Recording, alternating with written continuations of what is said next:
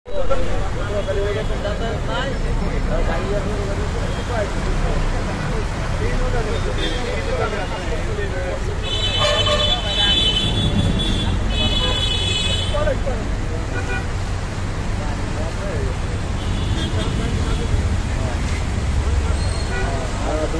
আপনারা দেখতে পাচ্ছেন আজকে পরিস্থিতি খুব ভয়াবহ আকার ধারণ করেছে।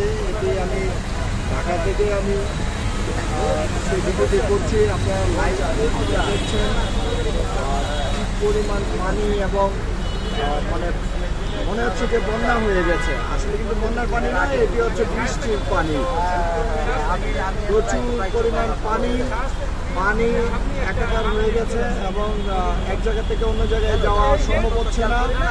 দর্শক, আপনারা দেখেন, বেশি বেশি শেয়ার করুন আর পাশে থাকুন।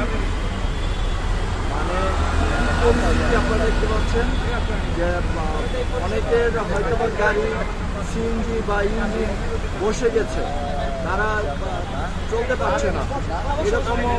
এরকম পানিবাহিত হলে বা এত রাস্তা হলে রাস্তার মধ্যে পানি থাকলে কিন্তু এই সমস্যায় সম্মুখীন হতে হয়।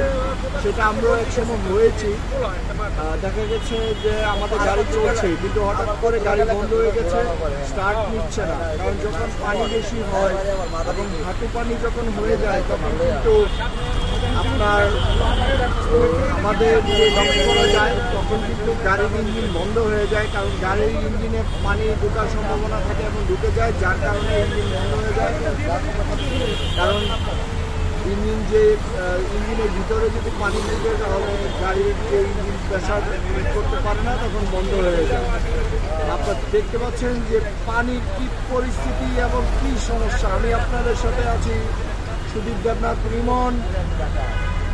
আপনাদের আজকে একটি ব্যতিক্রম ভিডিও আপনাদেরকে চিত্র ধারণ করলাম। আপনার সঙ্গেই থাকুন, সাথেই থাকুন এবং আশা করি আপনাদের ভিডিওটি ভালো লেগেছে। আপনারা ধৈর্য সহকারে ভিডিওটি দেখবেন। এটি হচ্ছে ঢাকার পরিস্থিতি। ঢাকার এই মুহূর্তে পানি তলায় আছে, ঢাকা শহরে তলায় ভাসছে পানির বন্যা।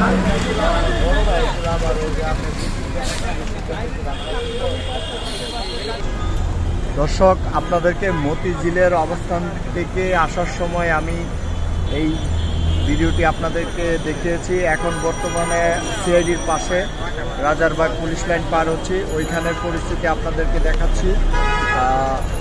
এক এক জায়গায় কিন্তু এক এক পরিস্থিতি। আপনারা দেখেন এই যে পানির কি প্রস্তুতি এবং মনে হচ্ছে যে একদম বন্যা হয়ে গেছে। আসলে বন্যা না, সেটা হচ্ছে বৃষ্টির পানি। হয়তো বা বৃষ্টি থেমে গেলে 3-4-5 ঘন্টা পরে আবার ঠিক স্বাভাবিক হয়ে পড়বে। এই মুহূর্তে মতিঝিলের যে অবস্থান থেকে বের হয়ে আসলাম। আমি আপনাদের সাথে আছি রিমন এন্ড সূর্য এবং সুদীপ দেবনাথ রিমন, আপনারা যেই নামে আমাকে চেনেন। তো আজকের যে ব্লগিংটা করছি, আসলে আপনারা দেখতে পাচ্ছেন যে মতিঝিল থেকে এখন আছি আপনার এই মৌচাকের এদিকে। আর এই যে পানিবাহিত একটি পরিস্থিতি আপনারা দেখতে পাচ্ছেন, আমরা জানি না। আর আপনাদেরকে দর্শক বলে রাখছি যে হয়তোবা বৃষ্টি থামার পরে 5 ঘন্টা বা 6 ঘন্টা হয়তোবা এই পানিটা থাকে, তারপর আবার পানিটা আবার শুকিয়ে যায়। এটাই হচ্ছে প্রকৃতির খেলা, এটাই হচ্ছে প্রকৃতির নিয়ম। তো প্রকৃতিকে নিয়ে আমাদের চলতে হবে এবং বাস্তবিক রূপ দিতে হবে। এবং প্রাকৃতিক যে প্রকৃতি আছে, আমাদের প্রকৃতির যে একটা গাছপালা, ভালোবাসা, আমাদের বাতাস, আগুন সব কিছু মিলিয়ে কিন্তু আমাদের প্রকৃতি। তো আমরা প্রকৃতিকে ভালোবাসবো, প্রকৃতি আমাদেরকে ভালোবাসবে। আর প্রকৃতিকে যদি আমরা ভালো না বাসি, প্রকৃতিও কিন্তু আমাদের সাথে বিরূপ আচরণ করবে। তাই প্রকৃতির সাথে থাকবেন সব সময়।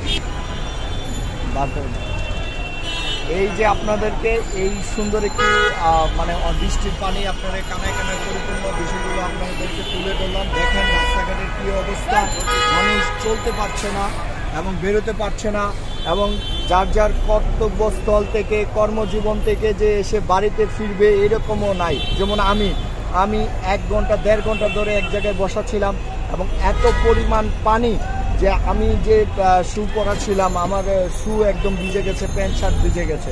এটাই হচ্ছে আমাদের কর্মস্থলে আমাদের দৈনন্দিনের কার্যক্রম, এবং আমরা কষ্ট করে এই ঢাকা শহরে এখনও পড়ে আছি কিসের জন্য?